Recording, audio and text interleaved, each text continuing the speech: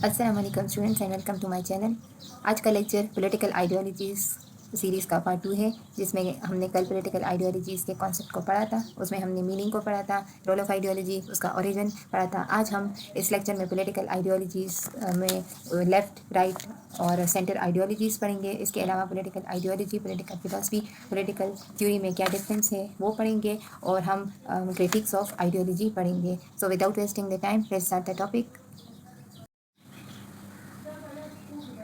आज के लेक्चर में फर्स्ट हम पढ़ेंगे कि लेफ़्ट, राइट और सेंटर आइडियोलॉजीज़ क्या होती हैं। हम बहुत बार सुनते हैं, टीवी में भी सुनते हैं और वैसे भी हम सुनते हैं कि कोई पॉलिटिकल आइडियोलॉजी है या कोई पॉलिटिकल पार्टी है तो वो लेफ़्ट है, राइट है या सेंटर है। तो ये लेफ़्ट, राइट और सेंटर का मतलब क्या है, इससे पहले हम इस कॉन्सेप्ट के इमर्जेंस को देखेंगे कि ये लेफ़्ट, राइट और सेंटर, इसका ओरिजिन कहाँ से हुआ है।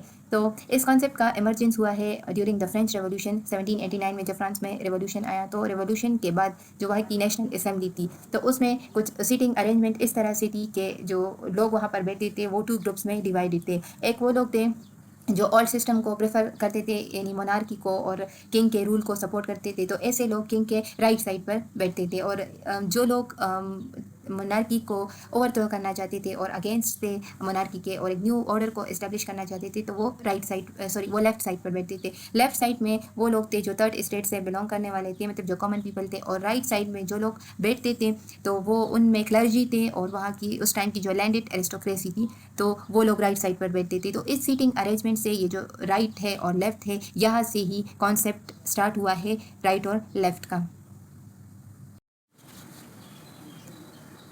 कंटेम्प्रेरी पॉलिटिक्स में जब हम सुनते हैं कि कोई पॉलिटिकल पार्टी या कोई पॉलिटिकल आइडियोलॉजी लेफ्ट है या राइट है या वो सेंट्रिस्ट है, तो इसका मतलब क्या होता है। जो लेफ्ट आइडियोलॉजीज़ या पार्टीज़ होती है तो वो रेवोल्यूशनरी होती है। रेवोल्यूशनरी मीन्स कि वो एग्जिस्टिंग सिस्टम के अगेंस्ट होती है और वो इसको चेंज करना चाहते हैं। वो एगलिटेरियन होते हैं, सोशल इक्वालिटी में बिलीव रखते हैं कि सोसाइटी में सबका एक इक्वल स्टेटस हो और सोशल इक्वालिटी हो। वो प्रोग्रेसिव होते हैं। प्रोग्रेसिव मीन्स कि वो चेंज लेकर आना चाहते हैं और रिफॉर्म्स लेकर आना चाहते हैं, सोसाइटी में रिफॉर्म्स हो और प्रोग्रेस हो। इसके अलावा वो जो गवर्नमेंट का रोल है, ग्रेटर रोल में बिलीव रखते हैं कि गवर्नमेंट का ग्रेटर रोल हो, गवर्नमेंट इकोनॉमी में गवर्नमेंट का रोल हो। इसी तरह से जो सोसाइटी है, जो ह्यूमन लाइफ है, तो उसमें गवर्नमेंट का रोल ग्रेटर होना चाहिए। इसके अपोजिट जो राइट आइडियोलॉजीज़ या पार्टीज़ होती है तो वो रिएक्शनरी होती है। रिएक्शनरी का मतलब कि अगर लेफ्ट वाले कोई चेंज लेकर आना चाहते हैं तो वो इसके अगेंस्ट रिएक्ट करते हैं। वो स्टेटस को मेंटेन करना चाहते हैं, जो जैसा है बस वैसा ही चले। इसके अलावा कंजर्वेटिव होते हैं। कंजर्वेटिव का मतलब है कि जो एग्जिस्टिंग ऑर्डर है उसी को मेंटेन करना चाहते हैं, और अगर पास्ट में कोई ऐसा सिस्टम जो उनको लगता है कि अच्छा हो तो वो उसको भी अच्छा समझते हैं और उसको लाने की कोशिश करते हैं। इसके अलावा ये इंडिविजुअल लिबर्टी में बिलीव रखते हैं कि इंडिविजुअल के साथ इंडिविजुअल के पास ज़्यादा से ज़्यादा लिबर्टी हो और फ्रीडम हो, और गवर्नमेंट का लिमिटेड रोल हो। जितनी भी जो सोशलिस्ट पार्टीज़ होती है तो वो लेफ्ट की कैटेगरी में फॉल करते हैं। फिर इसके बाद होता है सेंट्रिस्ट। सेंट्रिस्ट जो मिडल में होते हैं, इनको मॉडरेट्स भी कहा जाता है। ना ये एक्सट्रीम लेफ्ट में होते हैं और ना ही ये राइट में, मतलब ये दोनों साइड में किसी को भी फेवर नहीं करते, ये मिड में वे में होते हैं, और जो सिस्टम इनको फ़ायदा देता है तो वो उसी में रहना पसंद करते हैं और उसको चेंज नहीं करना चाहते। ये जो पॉलिटिकल पार्टीज़ की या आइडियोलॉजीज़ की डिवीज़न है कि कौन सी पार्टी या आइडियोलॉजी लेफ़्ट में है, कौन सी राइट में है, ये डिटरमिन करना इनका स्टेटस, इनका पोजीशन कि कौन सी कैटेगरी में कौन सी आइडियोलॉजी या पार्टी फॉल करती है, whether it's a left, it's right और सेंट्रिस्ट। तो ये जो इनकी पोजीशन डिटरमिन करना या इनका जो डिवीज़न होता है, इसको हम कहते हैं पॉलिटिकल स्पेक्ट्रम। इसके बाद हमारे पास आता है difference between political ideology and political theory. Political theory क्या है? It is explanation about different political concept that shapes politics like justice, democracy, liberty etcetera. Political theory different political concept जो हमारे politics को शेप करते हैं तो उसकी explanation है। फॉर एग्जाम्पल, जस्टिस क्या है, डेमोक्रेसी क्या है, लिबर्टी क्या है। जबकि जो पॉलिटिकल आइडियोलॉजी है वो एक बिलीफ सिस्टम है जो कि हमें बताती है कि सोसाइटी कैसी ऑर्गेनाइज होनी चाहिए, सोसाइटी कैसे फंक्शन करेगी, कैसे ऑपरेट करेगी, यहाँ पर गवर्नमेंट का रोल क्या होगा, इंडिविजुअल का रोल क्या होगा। तो ऐसे बिलीफ सिस्टम को आइडियोलॉजी कहा जाता है। फिर सेकंड है, it helps to understand and analyse politics and political processes. बहुत आइडियोलॉजी एंड पॉलिटिकल थ्योरी हमें पॉलिटिक्स को और पॉलिटिकल प्रोसेस को समझने के लिए, उसको अंडरस्टैंड करने के लिए, उसको अंडरस्टैंड करने में हमें हेल्प करते हैं। फिर थर्ड पॉइंट है कि पॉलिटिकल थ्योरीज जो है ये इंडक्टिव मेथड से आते हैं। मतलब क्या है कि political theories can be develop by applying inductive method. Inductive method क्या है कि जब भी हम रिसर्च करते हैं तो रिसर्च के हमारे पास दो मेथड्स होते हैं, एक होता है इंडक्टिव और दूसरा डिडक्टिव। तो हम दोनों में से किसी एक मेथड को सेलेक्ट करते हैं। डिडक्टिव मेथड में क्या होता है कि इसमें पहले हम कोई थिंकिंग करते हैं, फिर उसके बाद कोई फील्ड वर्क करते हैं। मतलब कि पहले हम किसी थ्योरी को सेलेक्ट करते हैं, कोई थिंकिंग कर लेते हैं और फिर उसके बाद हम ग्राउंड रियलिटीज़ को चेक करते हैं। हम इन्वेस्टिगेट करते हैं कि जो थ्योरी हमने सेलेक्ट की है तो क्या सच में ऐसा कुछ है, कोई similar kind of things exist करती है या नहीं। पहले हम थिंकिंग और फिर उसके बाद फील्ड वर्क करते हैं। फॉर एग्जांपल जैसे सोशल कॉन्ट्रैक्ट थ्योरी है या theory of separation of powers है, पहले हम ऐसे ही कोई थ्योरी पर सोचते हैं, उसको सेलेक्ट करते हैं, फिर हम चेक करते हैं कि इन रियलिटी ऐसा कुछ एग्जिस्ट करता है या नहीं। इंडक्टिव मेथड में क्या होता है कि इसमें फर्स्ट हम कोई फील्ड वर्क करते हैं, यानी हम किसी फील्ड वर्क करने का मतलब क्या है कि हम पहले चीज़ों को देखते हैं, उसको ऑब्जर्व करते हैं, डिफरेंट पॉलिटिकल डेवलपमेंट्स या पॉलिटिकल इंसिडेंट्स को देखते हैं, ऑब्जर्व करते हैं, हम डेटा कलेक्ट करते हैं और फिर जो हमने ऑब्जर्वेशन की होती है या डेटा को कलेक्ट किया होता है तो उसके बेस पर हम कोई कंक्लूजन ड्रॉ करते हैं। फॉर एग्जांपल जिस तरह से जो एरिस्टोटल ने क्लासिफिकेशन ऑफ गवर्नमेंट की थी, गवर्नमेंट को उसने क्लासीफाई किया था, तो ये क्लासिफिकेशन उसने कैसी की थी कि उसने पहले 158 कॉन्स्टिट्यूशंस जो उस टाइम पर थे उनको स्टडी किया और उसके स्टडी के बाद यानी प्रैक्टिकली एक रिसर्च वर्क करके प्रैक्टिकली चीज़ों को देखा, ऑब्जर्व किया और फिर उसके बेस पर उसने कोई कंक्लूजन ड्रॉ की और अपना क्लासिफिकेशन दिया गवर्नमेंट का। जबकि जो इसके अपोजिट पॉलिटिकल आइडियोलॉजीज़ है तो वो आती है, एमर्ज होती है ड्यूरिंग द क्राइसिस। मतलब सोसाइटी में कोई क्राइसिस चल रही है, कोई इकोनॉमिक क्राइसिस है, पॉलिटिकल क्राइसिस है या कोई इंस्टेबिलिटी है या सोसाइटी में कोई ऐसा सोशल ग्रुप है जो कि डिप्राइव है, उनको राइट्स नहीं मिले, उनके साथ किसी भी किस्म की डिस्क्रिमिनेशन होती है, तो ऐसे टाइम्स में आइडियोलॉजीज़ एमर्ज होती है और आइडियोलॉजीज़ जो है वो किसी प्रॉब्लम का हमें सोल्यूशन प्रोवाइड करती है। जब भी आइडियोलॉजीज़ इमर्ज होती है तो कोई ना कोई सोशल, इकोनॉमिक, हिस्टोरिकल या पॉलिटिकल डेवलपमेंट्स होती है और उनके नतीजे में ही आइडियोलॉजीज़ इमर्ज होती है। नेक्स्ट पॉइंट ये है कि मे बी और मे नॉट बी प्रैक्टिकल। मतलब कि जो पॉलिटिकल थ्योरी है तो ये प्रैक्टिकल हो भी सकती है, इसको हम प्रैक्टिकली अप्लाई भी कर सकते हैं और नहीं भी कर सकते। जिस तरह से प्लेटो का आइडियल स्टेट था या उसका फिलोसफर किंग का कॉन्सेप्ट था तो वो प्रैक्टिकल नहीं था, उसको हम अप्लाई नहीं कर सकते। जबकि दूसरे साइड पर आइडियोलॉजीज़ जो है इनके लिए प्रैक्टिकल होना ज़रूरी है, क्योंकि सक्सेसफुल आइडियोलॉजीज़ वही होती है जिनको प्रैक्टिकली इम्प्लीमेंट किया जा सकता। अगर कोई आइडियोलॉजी ऐसी है कि जिसको प्रैक्टिकली इम्प्लीमेंट नहीं किया जाता सकता तो ऐसी आइडियोलॉजीज़ वेस्ट होगी और वो सक्सेसफुल आइडियोलॉजीज़ नहीं होगी। इसके बाद हमारे पास है difference between political ideology and political philosophy. Philosophy क्या है? किसी भी चीज़ को अंडरस्टैंड करना by applying logic and reason. Political philosophy क्या है कि यहाँ पर they are too much philosophical और मोस्ट ऑफ द टाइम इनका फोकस होता है कि सोसाइटी में किस तरह से जो सोशल जस्टिस है उसको इस्टेब्लिश किया जाए और क्या बेस्ट वे होगा ऐसा करने के लिए, यानी कैसे हम सोसाइटी को एक जस्ट सोसाइटी बना सकते हैं, एक अच्छा सोसाइटी बना सकते हैं। इसके अपोजिट जो पॉलिटिकल आइडियोलॉजीज़ होती है तो इनका मेन कंसर्न होता है कि किस तरह से अपने ऑब्जेक्टिव को हासिल कर सके। हर आइडियोलॉजी के कुछ आइडियोलॉजिकल ऑब्जेक्टिव्स होते हैं और ये आइडियोलॉजीज़ जो है इनका मेन कंसर्न होता है कि अपने ऑब्जेक्टिव्स को, अपने गोल्स को हासिल कर सके। ये इस चीज़ की परवाह इतना नहीं करते कि सोसाइटी में जस्टिस है या नहीं है। मतलब जैसे फोकस फिलॉसफी का, पॉलिटिकल फिलॉसफी का होता है कि एक जस्ट सोसाइटी क्रिएट करना, तो यहाँ पर कंसर्न जो है या जो टारगेट है तो वो ये है कि अपनी गोल्स को हासिल किया जा सके। फिर इसके बाद जो पॉलिटिकल फिलॉसफी है तो it shows different ways to do politics. मतलब क्या है कि पॉलिटिकल फिलॉसफी हमें डिफरेंट वेज बताती है कि किस तरह से हम पॉलिटिक्स कर सकते हैं। मतलब जो डिफरेंट गवर्नमेंट के इंस्टीट्यूशंस हैं या गवर्नमेंट के साथ हम कैसे डील कर सकते हैं, डिफरेंट इंस्टीट्यूशंस हैं गवर्नमेंट के, कैसे हम पावर क्रिएट कर सकते हैं, इसके अलावा हमें गाइड करते हैं। तो ऐसे पॉलिटिकल फिलोसफी हमें ऐसी चीज़ें बताती है। जिस तरह से प्लेटो का जो फिलोसफर किंग का कॉन्सेप्ट था कि किस तरह से फिलोसफर किंग रूल करेगा, तो ऐसी चीज़ें हमें पॉलिटिकल फिलोसफी बताती है।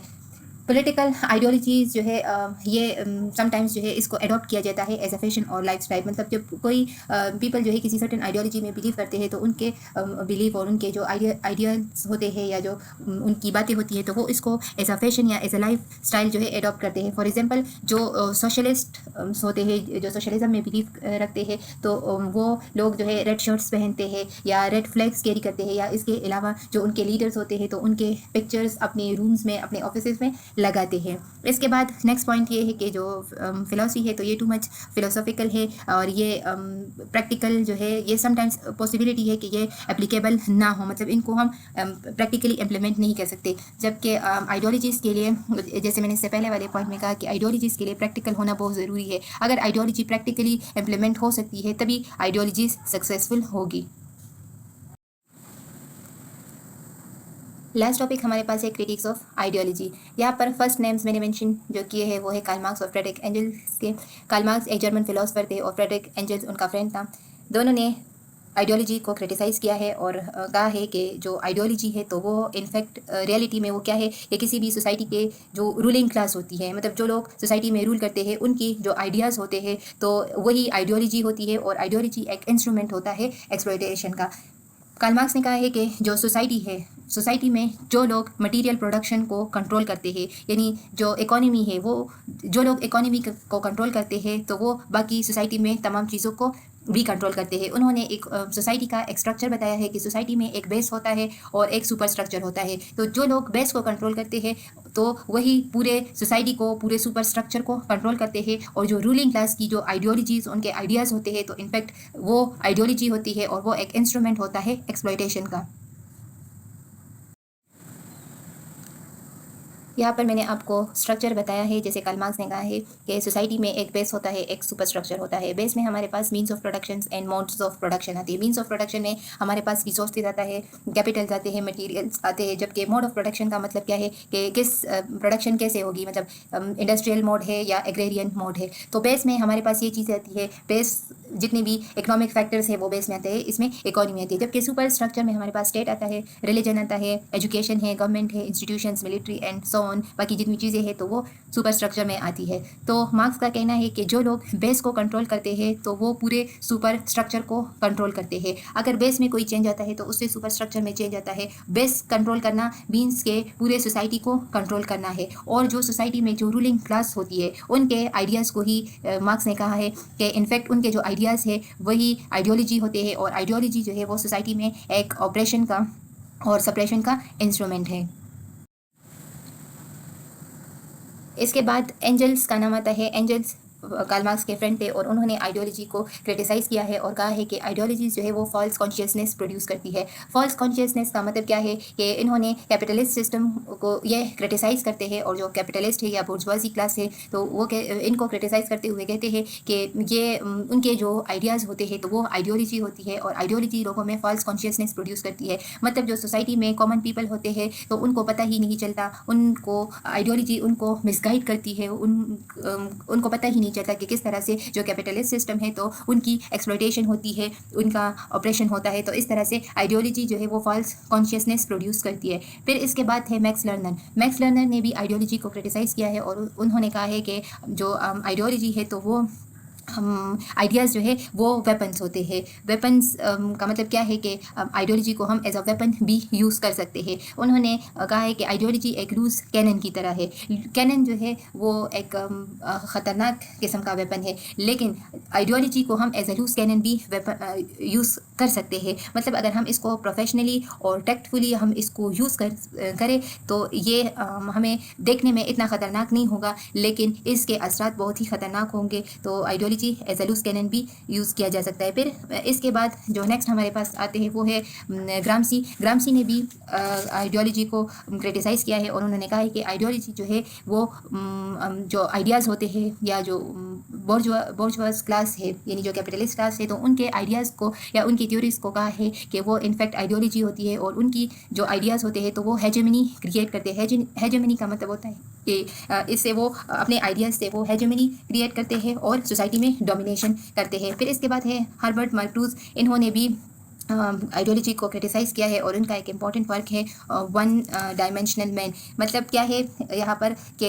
इन्होंने आइडियोलॉजी को क्रिटिसाइज़ इस तरह से किया है कि जब हम किसी एक आइडियोलॉजी को सब्सक्राइब करते हैं, उसमें बिलीव करते हैं तो इससे हम वन डायमेंशनल बन जाते हैं। वन डायमेंशनल का मतलब है कि हम सिर्फ एक ही साइड चीज़ों का देखते हैं और जो अदर साइड है उसको हम नहीं देखते, हम डाइवर्सिटी को नहीं देखते और हमारा जो विजन होता है तो फिर वो वाइड नहीं रहता। मतलब कि हम नैरो माइंडेड बन जाते हैं और हम चीज़ों के एक साइड को देखते हैं और दूसरे साइड को नहीं देखते। इसी तरह से जो इंडस्ट्रियलाइज्ड नेशन है तो उनको उनके बारे में कहा है कि उन्होंने जो सोसाइटी है मतलब उसको बिल्कुल ही टोटलिटेरियन बना दिया है। उनका जो कैरेक्टर है वो टोटलिटेरियन बन गया है। वहाँ पर लोग इस तरह से बन गए हैं कि वो मतलब वन साइडेड बन गए हैं, चीज़ों को एक ही नज़रिए से देख सकते हैं और अपोजिट व्यूज़ और डाइवर्सिटी को वो देख ही नहीं सकते। मतलब लोग जो है वो मशीन बन गए हैं और उनमें वो सिर्फ पैसे ही कमाते हैं और जो उनके अगेंस्ट होता है, जो उनके अगेंस्ट व्यूज़ रखता है तो ऐसे लोगों को वो बिल्कुल बर्दाश्त ही नहीं कर सकते और उसको डिनाई करते हैं। तो ये था आज का लेक्चर और इसी के साथ हमारा आइडियोलॉजी का कॉन्सेप्ट ख़त्म होता है। इंशाल्लाह नेक्स्ट लेक्चर में हम अपने आइडियोलॉजीज़ को प्रॉपर्ली स्टार्ट करेंगे। आई होप आपको आज के लेक्चर की समझ आई होगी। अगर आपको वीडियो इन्फॉर्मेटिव लगी हो तो चैनल को सब्सक्राइब करें और मेरी वीडियोस को लाइक करें। मिलते हैं नेक्स्ट लेक्चर के साथ। फिर लेट अपना ख्याल रखिए। अल्लाह हाफिज़।